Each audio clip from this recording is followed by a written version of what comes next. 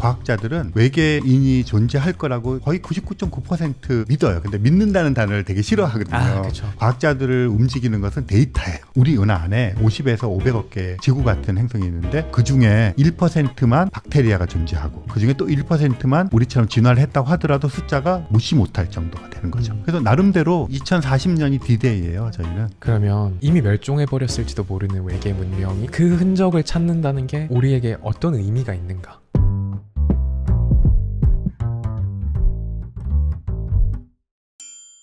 네, 안녕하세요. 최정원의 사고실험입니다. 제가 그동안 사고실험을 진행해 오면서 꼭 한 번쯤은 다루고 싶었던 주제를 드디어 오늘 다룰 수 있게 되었는데요. 굉장히 특별한 게스트 한 분과 함께 합니다. 외계 지적 생명체를 탐사하는 세티코리아의 대표이시자 과학 책방 갈다를 운영하고 계신 천문학자 이명현 박사님 모셨습니다. 안녕하세요. 네, 안녕하세요. 반갑습니다. 오늘 저희 사고실험에는 좀 어떤 이야기 같이 나누고 싶어서 이렇게 찾아주시게 됐을까요? 저는 뭐 어릴 때부터 계속 주제가 별이잖아요. 처음에 이제 아마추어 천문가로 활동을 하다가 직업적인 천문학자가 되었다가 이제 은퇴를 하고 지금은 과학 커뮤니케이터가 되어 있는데요. 제가 이제 요즘에 하고 있는 일들이 일반인들에게 과학의 이야기를 들려드리고 또 뭐 과학적 태도를 산다는 게 뭔지 그런 이야기를 조금 해서 약간 공감의 반경을 조금 넓히면 좋지 않을까 그런 생각을 하고 있습니다.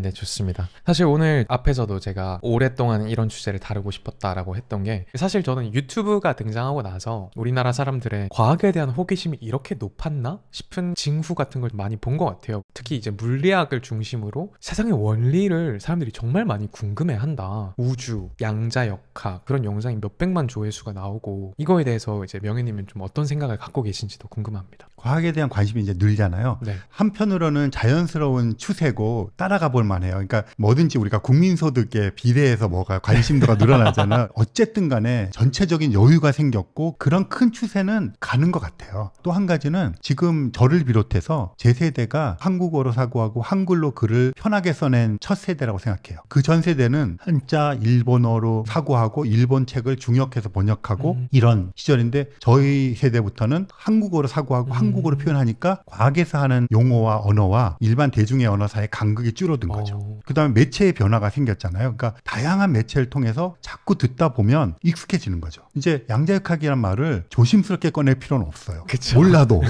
그리고 몇 마디는 알아요. 뭐 고양이 얘기도 하고 뭐 그러다 보니까 조금 더 알고 싶어지는 욕망이 있고 그런 이제 매체적인 요인과 그걸 공급하는 사람들과 세대가 바뀌고 국민소득 원래 이런 것들이 총체적으로 돼서 지금은 이제 교양으로서의 과학을 향유하고 누릴 수 있는 단계에 들어서기 시작했다.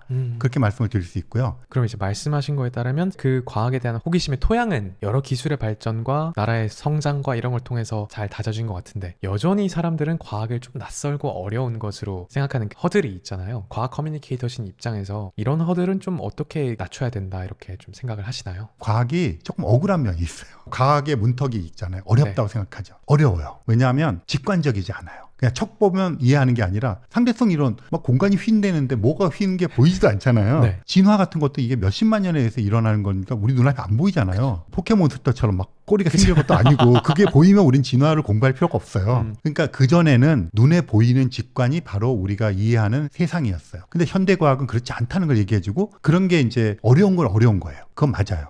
근데 억울한 거는 예를 들어서 텔레비전에서 증권에 대한 얘기를 막 전문가 나와서 해요. 그럼 와 우리는 알아듣고 막 내 돈은 막 이러는데 사실 그걸 하나하나 따져서 무슨 지수라든가 뭐 추세 이런 거 엄밀하게 다 이해하는 건 아니죠. 그것도 얼마나 어렵겠어요. 따지고 보면. 근데 이게 우리 삶의 문제고 돈의 문제니까 이해를 못하지만 이해한다고 생각하는 거예요. 그러니까 과학은 그 정도가 못된 거죠. 그래서 이제 과학 커뮤니케이터들이 하는 작업은 그런 거 간극을 줄이는 거죠. 엄밀하게 알아가기보다는 과학을 익숙하게 그 문턱을 낮춰서 그런 역할들을 하는 게 과학 커뮤니케이터인 것 같아요.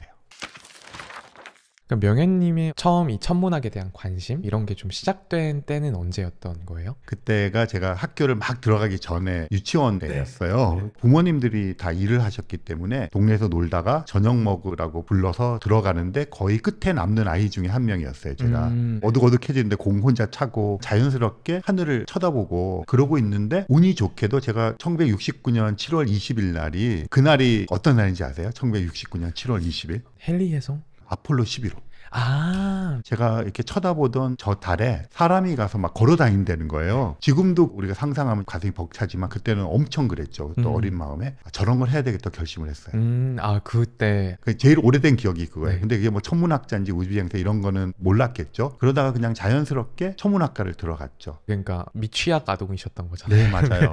그때부터 시작된 별 내지는 우주에 대한 동경이 대학교 가서는 또 어떻게 이어졌었나요? 보면 사실은 저는 이제 어렸을 때부터 아마추어 천문가로 활동을 했어요. 아마추어 천문가라는 건 이제 그냥 취미로 별을 보는 사람들이에요. 돈이 없으니까 망원경도 직접 만들고, 제가 초등학교 고 한 3, 4학년 무렵에 처음 만들었고요. 고등학교 때도 하나 만들었어요. 그래서 이제 천문학과를 가면 별자리 신화, 심화 과정, 천체 사진 촬영법, 망원경 제작법 이런 거 가르쳐 주는 줄 알았는데 그런 건 아무것도 없어요.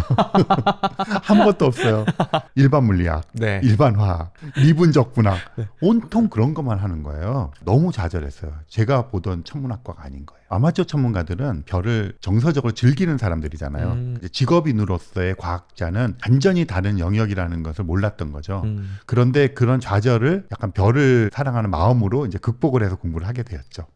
말씀하신 것처럼 아마추어 천문학이라는 게 그러니까 정서적인 어떤 희구의 대상처럼 별을 이렇게 바라보고 문학적인 느낌도 좀. 그럼요. 그러면 약간 곁다리로 든 궁금증인데, 그러니까 인간은 왜 별을 보면 경이롭다고 느낄까요? 뭐 몇 가지가 있는 것 같아요. 일단은 지금은 우리가 많은 걸 알게 되었잖아요. 근데 예전에는 얘네들이 밤하늘에 막 움직이고 있는데 저게 뭔지는 모르겠고 그렇다고 가볼 수도 없고, 그러면 이제 거기서 생기는 뭐 그리움부터 시작해서 막연함, 두려움, 얘네들은 그런데 항상 이렇게 주기적으로 나타나고 그러니까 그것으로부터 이제 전설과 신화들이 생기면서 더 감정을 증폭시켰다고 생각해요. 그러다가 이제 조금 알게 되고 나니까 한편으로는 모르던 걸 알게 되는 기쁨이 있으면서 또 한편으로는 우리가 막 만들어 놓았던 세계가 깨지는 것도 알게 되는 그런 단계인 것 같아요. 그래서 어떤 사람들은 그런 낭만이 깨지니까 별에 대한 낭만이 없어졌다 그러는데 실제로 이제 천문학자들이 보니까 이게 우리가 그리워하고 그러는 것이 실제로 화학적으로 연결돼 있다는 걸 알게 됐어요. 그래서 우리 몸이 산소, 질소, 탄소, 황인, 수소 요게 이제 주요 원소인데 걔네들이 태양계 내에서 만들어진 게 아무것도 없어요. 태양은 지금 열심히 헬륨 뭐 이런 거 만들고 있거든요. 그런데 태양이 있기 전에 이제 이름이 성운이신데 성운에서 태양이 만들어졌잖아요. 태양계가. 근데 이 태양의 엄마의 엄마 별들이 예전에 살면서 내부에서 산소, 질소, 탄소 같은 걸 만든 다음에 죽으면서 흩뿌리고 그런 게 이제 한 3, 4세대 지나가면서 굉장히 풍성한 성운 속에서 태양계가 만들어졌거든요. 그것이 또 우리 몸을 이루는 것이 되니까 그런 의미에서 우리는 별로부터 온 거죠. 그쵸. 실제로 뭐 이런 식의 새로운 경이로움을 또 우리는 알게 되는 것 같아서 별은 떠 있는 한 영원히 사람들이 쳐다볼 수밖에 없고 예전이나 지금이나 조금 다른 관점이지만 사람들의 관심을 끌 수밖에 없는 것 같아요. 그러니까 예전에는 알지 못하는 것이 낭만이라고 생각했고 그래서 추측하고 상상할 수 있게 만드는 것이 맞아요. 낭만이라고 생각을 했었는데, 근데 이제 과학이 발달하면서 자연의 법칙 같은 걸 이해하게 됨으로써 오히려 보이게 되는 새로운 풍경들도 있는 거고. 그 리차드 파인만이라고 하는 물리학자 했던 얘기가 있어요. 과학자들이 꽃을 분석하고 이러면서 낭만이 다 깨졌다 이러니까 리차드 파인만이 아니다. 과학자들도 꽃을 보면 아름답다고 느낀다.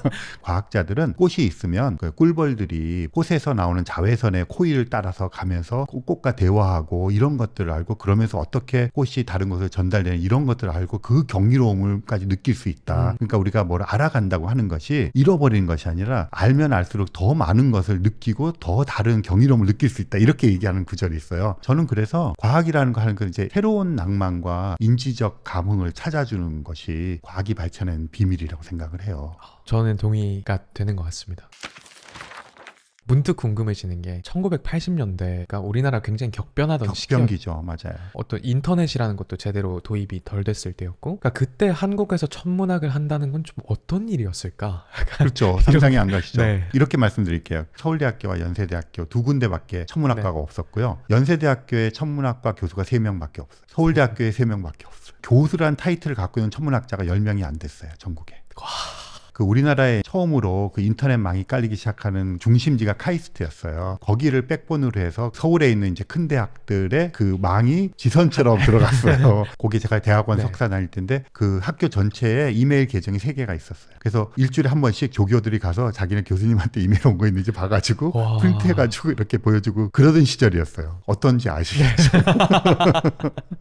다시 커리어 이야기를 좀 돌아가서 이제 네덜란드의 흐로닝건 대학교라는 네네, 곳에서 박사학위를 학위를 받으셨고 어쨌든 근대 천문학이라고 하면은 이 유럽에서 되게 많이 발전이 된 것들이 많잖아요. 아 여기가 좀 천문학으로 유명한 곳인가? 어쩌다가 이제 네덜란드라는 약간 우리한테 낯선 나라로 그렇죠. 유학을 네. 가시게 됐냐? 그 국내에서 학부를 졸업하고 석사 과정을 다녔어요. 논문을 쓰다 보면 이제 기존에 나왔던 다른 논문들을 수집해서 읽게 되잖아요. 근데 제가 하는 작업의 한 90% 이상의 논문이 제가 유학 갔던 그 학교에서 나오는 거예요. 그러니까 제가 갔던 그 흐로닝은 대학교라는 곳이 전파 천문학으로 세계적으로 유명한 곳이에요. 그러니까 제가 유학을 간 건 1990년 3월인데 1970년대부터 80년대까지 제가 있을 당시도 미국 국립천문대, 호주 국립천문대, 프랑스 국립천문대 이런 곳의 디렉터가 전부 이 학교 교수 출신들이에요.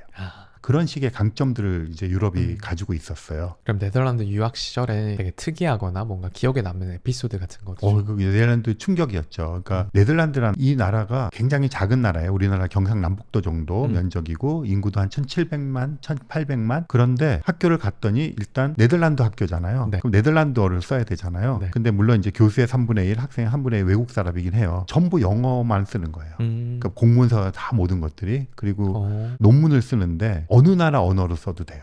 진짜요? 네덜란드어만 빼고. 그래서 교수가 심지어는 저한테 농담 반 진담 반으로 한국어로 써도 된다.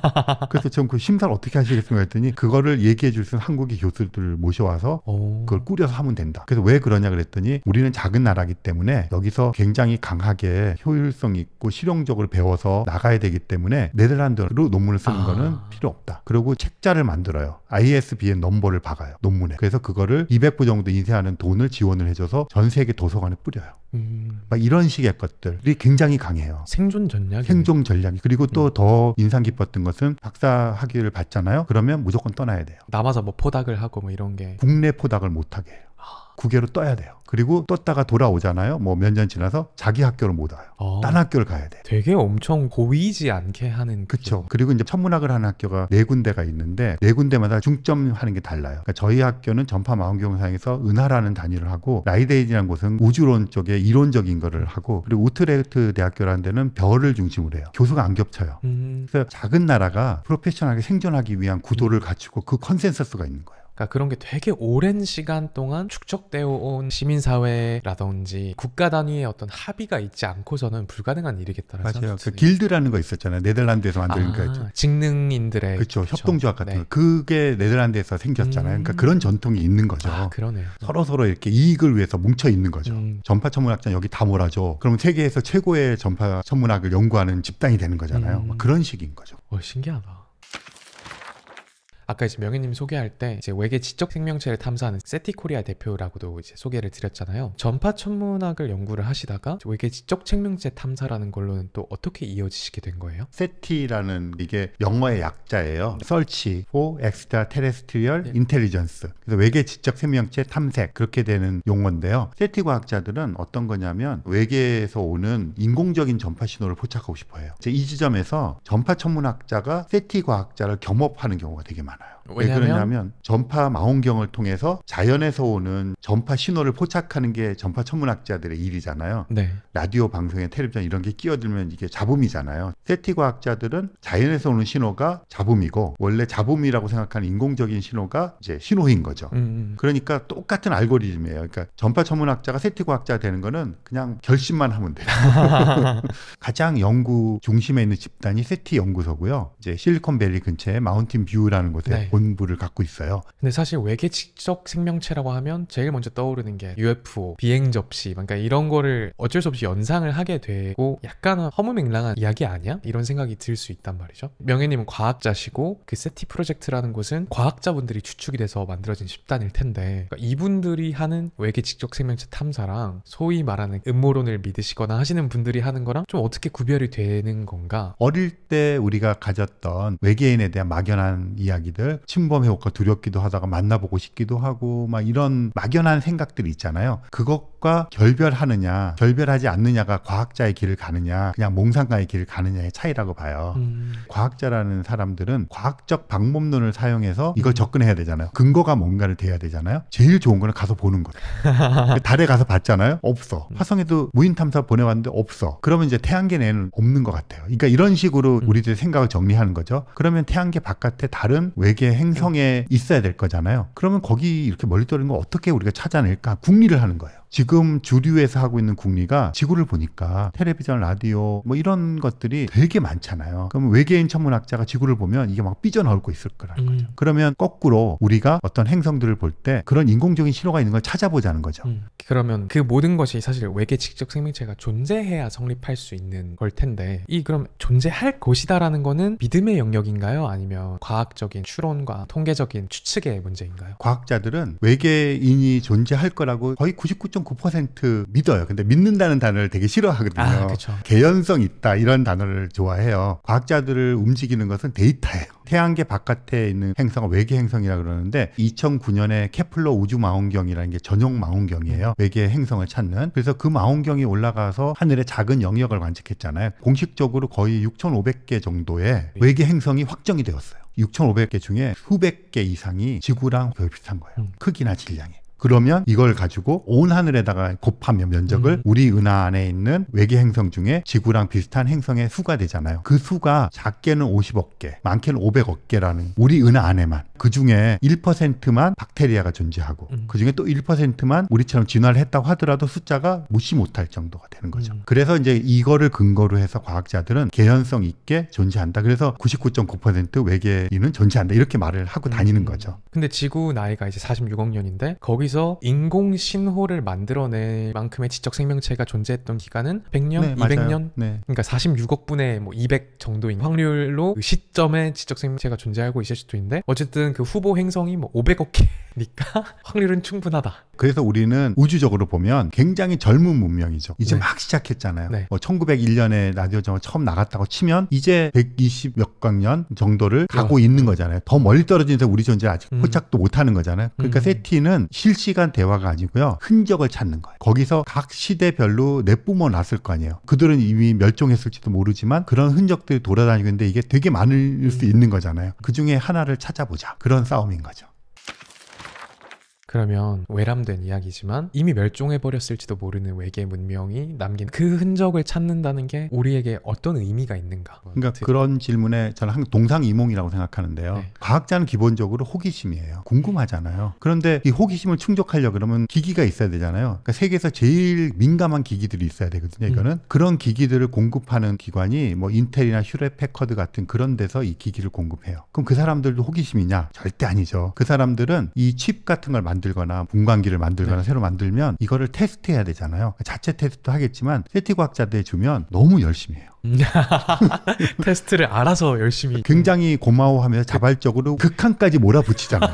그게 중요하잖아요. 그러니까 너무 좋죠, 이 사람들 입장에서. 지금 세티 연구소의 대부분의 펀드는 나사 펀드 아니면 미 해군 펀드예요. 그럼 왜 그러냐? 최근에 미국에서 공식적으로 UFO를 탐사하겠다 이랬는데 미국 정부에서 UFO에 관심이 있을까요? 이게 전혀 관심 없죠. 세금을 쓰고 싶은데 돈을 써서 이 사람들은 중국이나 러시아나 뭐 이런 데서 띄우는 이상한 거를 보고 싶은 거예요. 그걸 공식적으로 하고 싶은 거예요. 그런데 일반인들의 관심은 UFO 그거 좀 분석해. 이런 동상이몽이 갖춰져서 일어나는 게 사실은 세티 연구죠.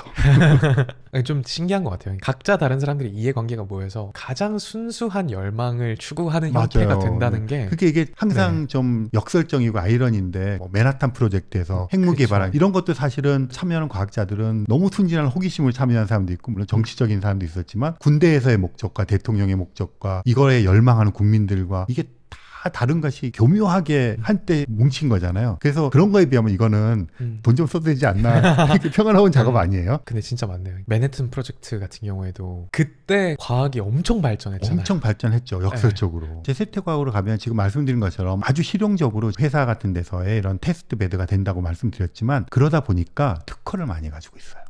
특히 이제 전파를 다루니까 우리는 신호와 잡음을 구분해야 되잖아요. 그럼 그런 걸 끼어들지 못하게 제거한다든가 그걸 하는 기술이 엄청 뛰어날 수밖에 없겠죠. 그래서 그게 주파수별로 특허를 가지고 있어요.